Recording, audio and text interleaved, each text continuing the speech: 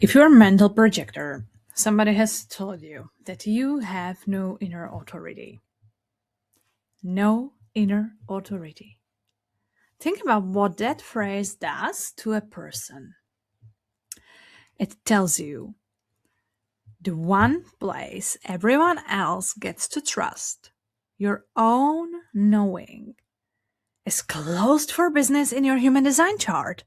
So you go outside yourself for every freaking decision and you call that your design. I'm a mental projector and I'm telling you that label is inaccurate. You make the decision, not your chart, not a talk it out partner, you. So let me show you why. Here's where the phrase comes from mechanically. In human design, your authority is based on which energy centers are defined. There's a whole hierarchy of them: emotional, sacral, splenic, self projected, ego projected, mental authority, or sometimes called no inner authority, and lunar. And when a projector has no defined motor or splenic center feeding a clear decision signal, the system files them under mental or environmental, or the phrase you keep hearing, no inner authority. Now, here is the part almost nobody says out loud. Strategy and authority were not part of the original human design transmission. They came into the system later, and they are already an interpretation of the actual mechanics, not the mechanic, but the meaning he made from patterns he noticed over years. That's the layer on top. And he was the person himself who said, "Do not trust me." So, no inner authority is not a fact carved into your body. It's a label inside an interpretation. And when we treat an interpretation as a fact, we build a cage where there was supposed to be a freaking door. Let me tell you what I think you actually have, because it is the opposite of nothing. What you have as a mental projector is a highly refined ability to sense context, environment, and your own inner speech. Your brain is fast. It spins up loops. It processes the room, the people, the pressure, the undertone under what someone just said all at once. That's not a malfunction to manage. That's the freaking instrument. And the standard teaching hands you one rule for this. You need someone to talk to before you decide. And it treats that like you're missing the part everyone else has. I don't read it that way at all. You're not missing a signal. You're built to read a wider field than most people can hold. The work is learning to feel where your body lands inside all that input instead of letting the fast head override it. And I know what I'm talking about. So let's talk about soundboarding, because this is the advice you get on repeat, and it's half right. Ra described it as needing a specific person to talk things out with. Not really someone who gives you advice, someone who reflects your ideas back so you reach your own conclusion. Fine, but look at the actual mechanism underneath it. Mental projectors have fast brains that spin loops. When you start talking out loud spontaneously, you switch off the head that keeps interfering. The loop quiets. And in that quiet, you can finally feel what your body already knew. Two things follow from that, and they both break the rule you were given. One, that practice can help anyone quiet a busy head. It is not a special requirement stamped on your human design type, it's a technique. And I had clients tell me they've soundboarded with their cat, a plant, and a voice memo app. It worked because the point was never the other person. The point was getting the head out of the way. Number two, and this is the bigger one. I personally mostly don't need to soundboard with anyone. The real shift for me was noticing when my body is giving me a signal and when I'm overriding it with my head or my fear. I love one line for this.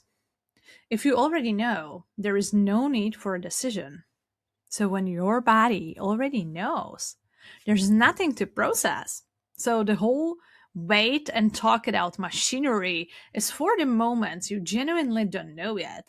And those are rarer than you've been told. Now, the part I actually came here to say, riding along with all of this authority advice is the idea of correct and incorrect decisions. Correct people and incorrect people. You're doing it right, you're doing it wrong. I cannot get behind that, and I want to be precise about why. Can someone give me the definition of correct? From what I've picked up, the idea is that when you're correct, you have no trouble, and when you're incorrect, you get trouble. I don't agree with that at all. Growth happens outside your comfort zone. That's as simple as it gets. So when I decide something because my body told me to, and then something hard or unpleasant happens after, does that automatically mean I made an incorrect decision? No.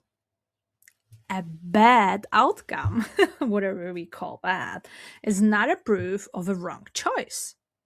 I'll go further because this is lived, not theory.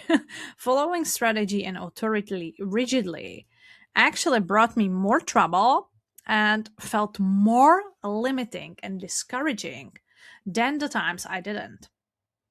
That is my lived experience. A system that promises to set you free should not hand you a new rulebook and then mock you when the rules don't fix your life. And I have to say, like, for example, the Facebook groups you will find on human design are full of human design police, okay? And I don't blame them, okay? I don't blame anyone. But whenever, the system that's actually supposed to set you free starts to put you into another box and give you another set of rules to follow, it stops being the right tool for freedom or for anything.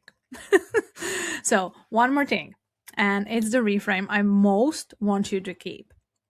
Your body, especially the parts where you're undefined or open, is not just a list of vulnerabilities to fix. And that includes undefined gates, not only open centers. Those places are where you collect freaking wisdom. That's the design. The real question is whether you let that whether you let that wisdom flourish, or whether you shut it down with a label and go, I'm a mental projector, so I guess I just talk it out forever. The no inner authority story teaches you to distrust the exact places you were built to learn from. That's what I freaking refuse, not the mechanics itself, but the story we bolted onto them. So let me give you an invitation and then I'll stop. Stop reciting the label and start feeling your body. Notice the moment your fast head jumps in to override a quiet yes or quiet no you already felt. That noticing is the whole practice. Test things with curiosity instead of obeying a rule, and when you already know, let that be enough without dragging it through a decision process built for uncertainty you don't actually have. The chart is not the authority, you are. And that's not a motivational line. For a mental projector, it's the correction the whole system owes you. If you want to actually work with this instead of collecting one more label, that's what the lab on Skull is for. It's called Human Design Redefined Lab. Yeah. It's linked below. and first week's on me. So come find me. And we can talk it out, okay? We totally can. And I don't want to say, like, I want to say one thing.